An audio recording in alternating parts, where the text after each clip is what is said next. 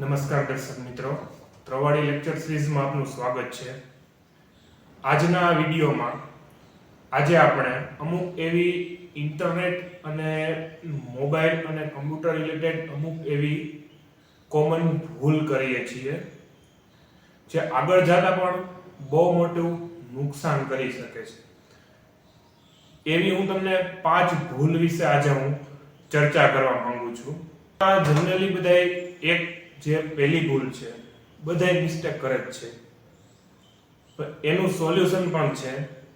તમને પહેલી ભૂલ કહું કે રાત્રિના અંધારામાં લોકોને મોબાઈલ કે સ્માર્ટફોન યુઝ કરવાની બહુ ખરાબ આદત છે. અંધારું હોય આખા રૂમમાં અને લાઇટ ચાલુ ન હોય અને સ્માર્ટફોનનો યુઝ ચાલુ હોય, એનાથી તમારી આંખને બહુ મોટું નુકસાન થઈ શકે છે. શું કામ? એનું કારણ કહું તમને હું કે જનરલી તમે અંધારું કરીને કોઈ ફોન યુઝ કરતા હો ત્યારે એની અંદરથી બ્લુ લાઇટ નીકળે છે, જે બ્લુ લાઇટ આપણી આંખને બહુ નુકસાન કરે છે. શું કામ? કે એનાથી તમને અનિદ્રા છે, ડાયાબિટીસ કે આવા ઘણી ટાઈપના રોગો થવાની શક્યતા વધી જાય છે. અમુક વાર તો તમે વહેલી ઉંમરે, નાની ઉંમરમાં પણ તમે ઘરડા થઈ જાઓ, આંખમાં રિંકલ્સ પડી જાય, એ બધું આવું બધાય ઘણી ટાઈપના રોગો થઈ શકે છે. હવે એ બ્લુ લાઇટ જે નીકળે છે એ આપણા મગજમાં, કારણ કે દિવસે આખી બ્લુ લાઇટ જ હોય છે, રાતે તમે એ જે ફૂલ બ્રાઇટનેસ કરીને તમે યુઝ કરો એટલે બ્લુ લાઇટ આપણી આંખમાં જાય, આપણું મગજ શું સમજે કે અત્યારે આપણે દિવસ છે એટલે આખી રાત આપણે નીંદર ન આવે, ટેન્શન રહ્યા કરે, એવા બધા કારણો થઈ શકે છે.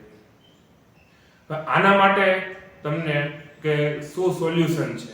કે સોલ્યુશનમાં આપણે કે એના અમુક બ્લુ લાઇટ જે અમુક ઓછી કરી નાખે એવા ગ્લાસ પણ આવે છે. બને ત્યાં સુધી રાતમાં તમારે અંધારામાં સ્માર્ટફોન યુઝ કરવો હોય તો બ્રાઇટનેસ એની બહુ ઓછી રાખવી, જેથી આપણી આંખોને ઓછું બળ પડે. બીજી એવી ભૂલ આપણે જોઈએ કે એડલ્ટ મૂવી છે એ આપણા પર્સનલ સ્માર્ટફોન જેમાંથી તમે બેન્કિંગ વ્યવહાર કરતા હો, નેટ બેન્કિંગ યુઝ કરતા હો, ઓનલાઈન ટ્રાન્ઝેક્શન્સ કરતા હો, એમાંથી તમે બને ત્યાં સુધી એડલ્ટ મૂવી છે એ ના જોવા જોઈએ. શું કામ ના જોવા જોઈએ? કે મને જે જોઈએ જનરલી તો સૌથી વધુ વાયરસીસ છે એ એડલ્ટ મૂવી રિલેટેડ જે વેબસાઇટ્સ છે એમાં જ વધારે ફરતા હોય, અને મોસ્ટ ઓફલી આવી બધી વેબસાઇટ છે એ બધી સિક્યોર નથી હોતી. તમને શું ખબર કે કઈ વેબસાઇટની પાછળ કઈ સ્ક્રિપ્ટ રન થતી હોય છે બ્રાઉઝરમાં, પછી તમારો બધો ડેટા લઈને એનો ખોટો યુઝ પણ થઈ શકે. એટલે બને ત્યાં સુધી એડલ્ટ મૂવી તમે જોવ તો તમારું જે પર્સનલ ફોન છે જેમાં તમે બેન્કિંગ વ્યવહાર કરો છો એમાંથી ના જોવો. આગળ જતા બહુ મોટું નુકસાન ભોગવવું પડે એવું છે.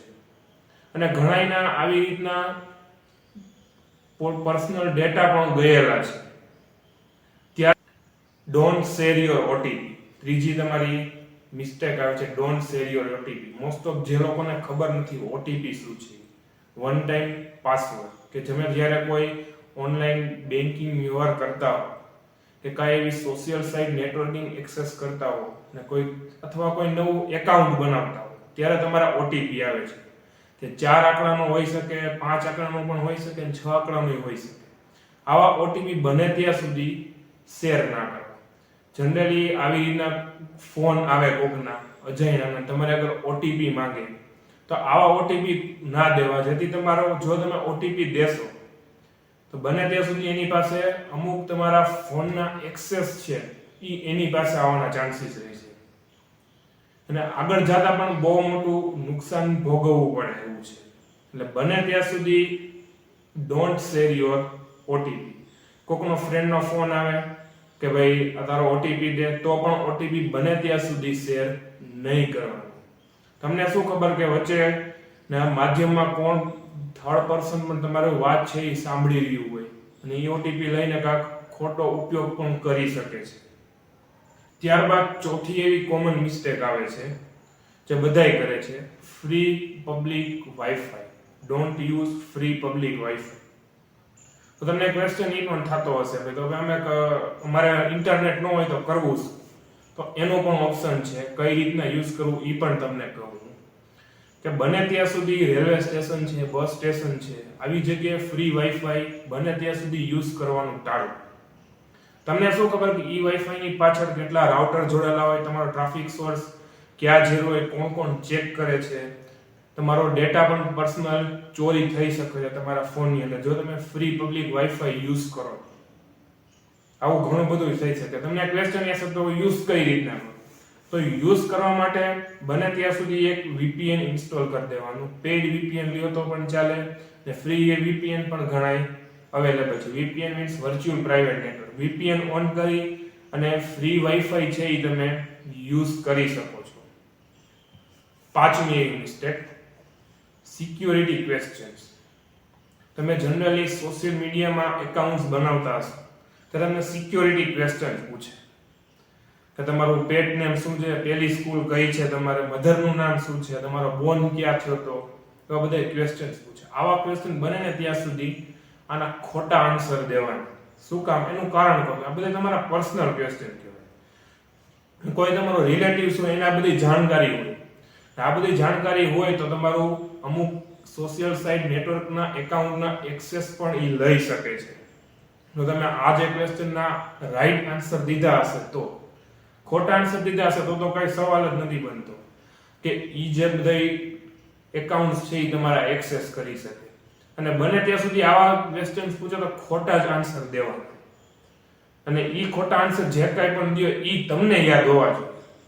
સાચા આન્સર દેશો તો કોઈ ઘરનો આવીને તમારા એકાઉન્ટના એક્સેસ લેશે અને પછી આગળ જતા તમારે નુકસાન થવાના ચાન્સીસ રહેશે.